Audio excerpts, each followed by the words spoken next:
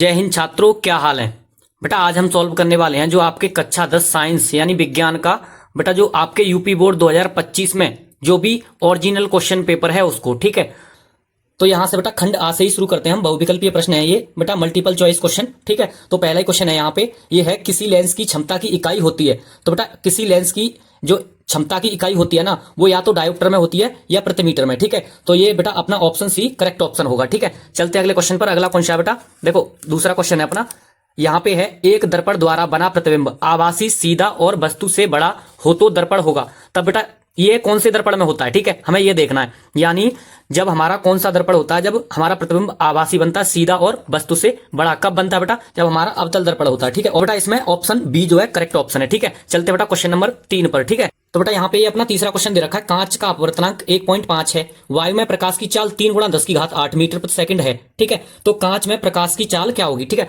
तो जो बेटा इसमें हमारी जो कांच में प्रकाश की चाल जो होगी ना, वो बेटा हमने सॉल्व करके देख लिया है, 2 × 10⁸ मीटर प्रति सेकंड होगी। ठीक है, तो ऑप्शन बी इसमें बेटा करेक्ट ऑप्शन है। ठीक है, तो बेटा क्वेश्चन नंबर 3 भी हुआ कंप्लीट। चलते हैं अगले क्वेश्चन पर। अगला क्वेश्चन कौन सा है बेटा अपना, तो चलिए बेटा यहां से अब अपना क्वेश्चन अगला है, क्वेश्चन नंबर 4 है, आकाश का रंग नीला होने का क्या कारण होता है। ठीक है, तो इसमें बेटा जो ऑप्शन हमें दे रखे हैं ना, यहाँ पे ऑप्शन डी है ना, जो प्रकाश का प्रकीर्णन। तो बेटा प्रकाश के प्रकीर्णन के कारण ही अपना जो है आकाश का रंग नीला होता है। ठीक है, इसमें बेटा अपना option D is the correct option है। ठीक है, तो चलिए बेटा क्वेश्चन नंबर 4 भी हुआ कंप्लीट। चलते हैं अगले क्वेश्चन पर। अगला क्वेश्चन कौन सा अपना, देखो यहाँ पे ये नीचे आ जाते हैं, क्वेश्चन नंबर ये 5 है। ठीक है, यहाँ पे क्वेश्चन नंबर 5 में इसने क्या क्या रखा है बेटा, यहाँ पे क्या रखा है इसने, यदि किसी निश्चित प्रतिरोध से होकर बहने वाली विद्युत धारा, ठीक है, आधी कर दी जाए तो उसमें उत्पन्न ऊष्मा हो जाएगी। तो बेटा इस स्थिति में हमारी जो उत्पन्न ऊष्मा होगी ना, वो बेटा आधी हो जाती है। ठीक है, तो इस क्वेश्चन में बेटा जो ऑप्शन है ना अपना बी वाला, ठीक है, आधी, ये बेटा यहाँ पे करेक्ट ऑप्शन होगा। ठीक है, तो चलते हैं बेटा क्वेश्चन अगले क्वेश्चन पर। ये क्वेश्चन नंबर 5 तो हुआ कंप्लीट। ठीक है, देखते हैं बेटा यहाँ से अपना अगला क्वेश्चन है, क्वेश्चन नंबर 6 है,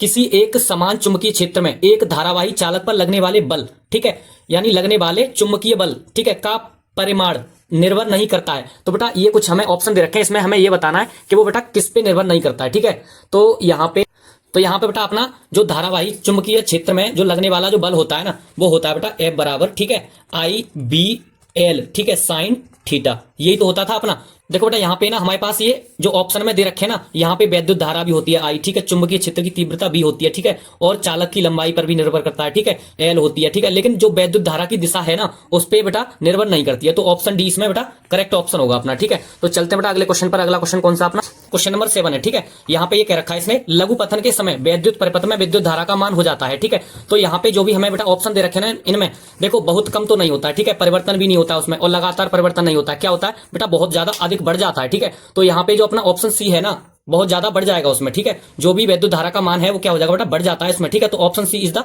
करेक्ट ऑप्शन। ठीक है, तो चलते हैं बेटा, ये अपना सेक्शन उपभाग 2 है। ठीक है, उसमें देखते हैं, वो फिजिक्स वाला था बेटा, वो तो अपना कंप्लीट हो चुका है। अब देखते हैं केमिस्ट्री में। ठीक है, अब देखो ये केमिस्ट्री में है, यहाँ पे देखो क्वेश्चन नंबर 8 है यहाँ से बेटा अपना, इसमें क्या रखा है इसने, देखो C6H6 में C परमाणु की संयोजकता होती है।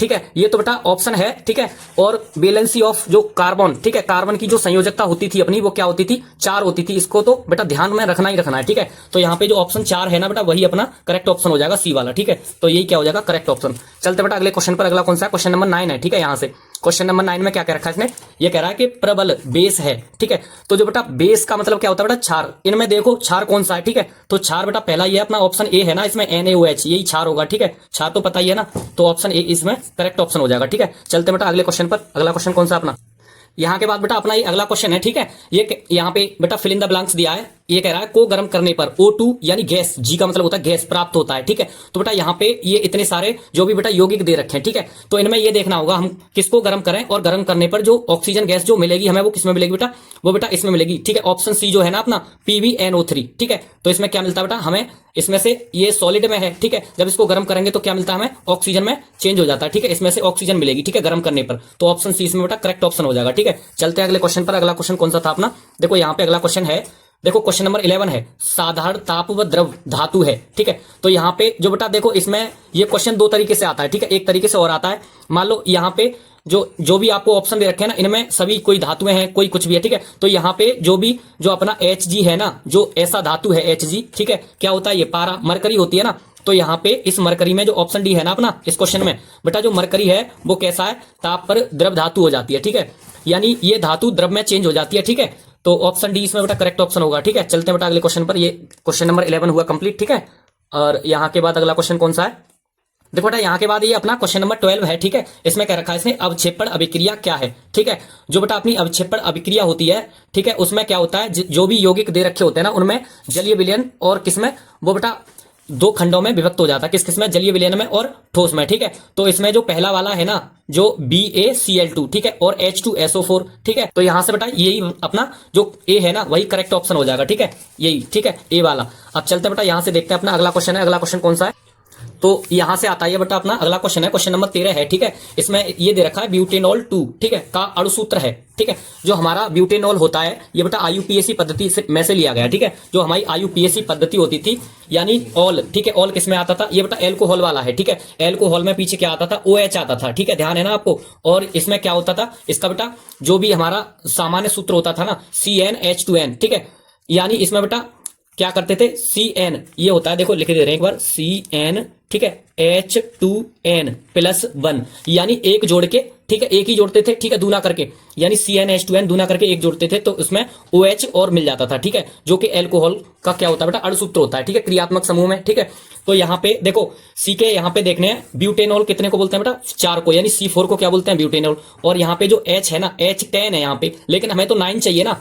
ठीक है, क्योंकि दूना करके एक जोड़ना है, तो C4 और H9 और OH, तो इसने बेटा H को इसमें ना लिख के इसी में डायरेक्ट कर दिया, H को 10 कर दिया है, तो ये अपना जो एक ए है ना इसमें ऑप्शन में, ठीक है, ए बेटा यही अपना करेक्ट ऑप्शन हो जाएगा। ठीक है, चलते बेटा अगला क्वेश्चन है, उपभागीय 3 आ गया बेटा अपना, सब सेक्शन 3। ठीक है, ये इसमें बेटा क्या है, चलिए इसमें देखते हैं, ये बायोलॉजी वाला है। ठीक है, ये है क्वेश्चन नंबर 4 है। ठीक है, प्रकाश संश्लेषण के लिए क्या आवश्यक है, तो ये तो सभी को पता होगा बेटा, जो प्रकाश संश्लेषण के लिए क्या होता था, देखो ऑक्सीजन, कार्बन, क्लोरोफिल और अंधकार। अंधेरे में कब होता है बेटा प्रकाश संश्लेषण, किसमें होता है, देखो ऑप्शन बी देखते हैं, और कार्बन डाइऑक्साइड, जल और माइटोकॉन्ड्रिया एवं सूर्य का प्रकाश। तो ये बेटा थोड़ा अलग शब्द है। ठीक है, इसमें नहीं होता है, कब होता है, देखो जो अपना बेटा ऑप्शन सी है ना, कार्बन डाइऑक्साइड, जल और क्लोरोप्लास्ट एवं सूर्य का प्रकाश। ठीक है, ये सब चीज जितनी भी है ना यहाँ पे जो दे रखी है, ठीक है, यही चाहिए कब, प्रकाश संश्लेषण की क्रिया के लिए। ठीक है, तो ऑप्शन सी बेटा इसमें करेक्ट ऑप्शन हो जाएगा अपना। ठीक है, तो चलते हैं अगला क्वेश्चन बेटा, क्वेश्चन नंबर कौन सा है,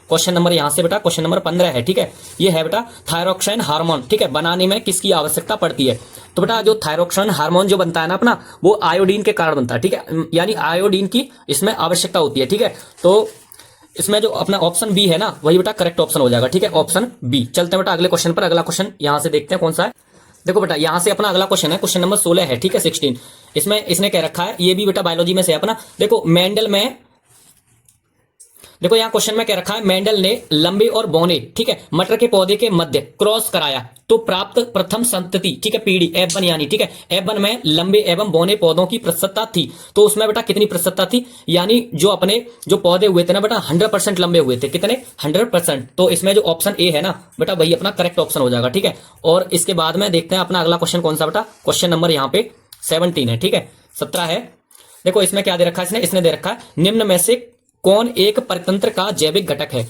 जो हमारे इनमें से जो परतंत्र का जैविक जो घटक होता है ना, ठीक है, यहाँ ताप से भी कोई संबंध नहीं है इसका, खनिज से भी नहीं है, ठीक है, और वायु से भी नहीं है। ठीक है, यहाँ जो जैविक जो परतंत्र का बेटा संबंध होगा ना, वो हरे पौधों से होगा। ठीक है, यानी हरे पौधे किसमें आते हैं, जैविक घटक में आते हैं, ऑप्शन ए इसमें करेक्ट ऑप्शन होगा। ठीक है, चलते हैं अगले क्वेश्चन पर बेटा। अगला क्वेश्चन कौन सा अपना, देखो अगला क्वेश्चन ये द्वार लिखा है, ठीक है, ध्यान देना, यहाँ पे है ये क्वेश्चन नंबर 18 है, 18, द्वार कोशिकाएं पाई जाती हैं, तो बेटा द्वार कोशिकाएं जो पाई जाती हैं ये हमारे फेफड़ों, इसमें बेटा जो भी ये यहाँ बेटा क्वेश्चन में जो भी ऑप्शन दे रखे हैं ना, जैसे फेफड़ों में, ठीक है, यकृत में, हृदय में, इनमें से ये किसी में नहीं पाया जाता। ठीक है, ये बेटा स्टोमेटा में होता है, किसमें, स्टोमेटा में, इस चीज का ध्यान रखना। ठीक है, तो ऑप्शन सी इसमें करेक्ट होगा। ठीक है, चलते बेटा अगला क्वेश्चन कौन सा अपना, देखो यहाँ पे क्वेश्चन नंबर 19 है, क्वेश्चन नंबर 19 है, देखो ये तो बहुत ज्यादा इजी, बहुत ज्यादा सिंपल है। ठीक है, वायुमंडल के ऊपरी सतह में उपस्थित ओजोन गैस सूर्य से आने वाले किस विकिरण से पृथ्वी की रक्षा करती है, तो ये तो सभी को पता है, किससे करती है बेटा, परावैंगनी किरणों से। ठीक है, ऑप्शन ए इसमें करेक्ट ऑप्शन हो जाएगा। ठीक है, चलते बेटा यहाँ से अपने अगले क्वेश्चन पर। अगला क्वेश्चन कौन सा, लास्ट अपना है, ठीक है, MCQ type, objective type question है उनमें से। ठीक है, तो यहाँ पे ये दे रखा बेटा अपना क्वेश्चन नंबर 20 है। ठीक है, इसमें क्या रखा है इसने, देखो निम्न में से, ठीक है, कौन सुमेलित है, सुमेलित का मतलब जब हम इनको बेटा सुमेलित करेंगे कौन सा इसमें सही है। ठीक है, तो देखो यहाँ पे वैसे तो और भी ऑप्शन दे रखे हैं, बी डी सी, ठीक है, जो भी ये ऑप्शन है ना, यहाँ पे इनमें जो ये होता है ना विखंडन, ठीक है, वो किस में होता है, अमीबा में होता है। जो ऑप्शन ए है वही अपना करेक्ट ऑप्शन है। बाकी सब बेटा यहाँ पे सब ये अलग भिन्न भिन्न दे रखे हैं, ठीक है। यहाँ इनका किसी से किसी का कोई संबंध नहीं है, ठीक है। जो अमीबा होता है ना उसका बेटा अमीबा का, ठीक है, अमीबा किससे उत्पन्न होता है, विखंडन से उत्पन्न होता है, ठीक है। तो यही अपना करेक्ट ऑप्शन होगा, ऑप्शन ए, ठीक है। तो बेटा तो यहाँ पे बेटा इस वीडियो में हमने आपके जो 20 ऑब्जेक्टिव टाइप क्वेश्चन थे, ठीक है, पार्ट ए खंड आ में, उन सभी को बेटा सॉल्व करा दिया है, ठीक है। और इससे आगे जो बेटा आपके सब्जेक्टिव टाइप जो भी क्वेश्चन है ना, हम आगे अगली वाली वीडियो में डाल देंगे। वहां बेटा लिंक आपको डिस्क्रिप्शन में मिल जाएगी, ठीक है, वहां से जाके चेकआउट कर लेना, ठीक है। चलते बेटा मिलते हैं अगले वीडियो में। चैनल को सब्सक्राइब करके जाना, और वीडियो पसंद आई हो तो बेटा वीडियो को लाइक कर देना, ठीक है। और बेटा अगर किसी भी क्वेश्चन पर डाउट हो तो उसका बेटा कमेंट बॉक्स में जरूर डाउट शेयर करना, ठीक है। चलते हैं मिलते हैं अगले वीडियो में।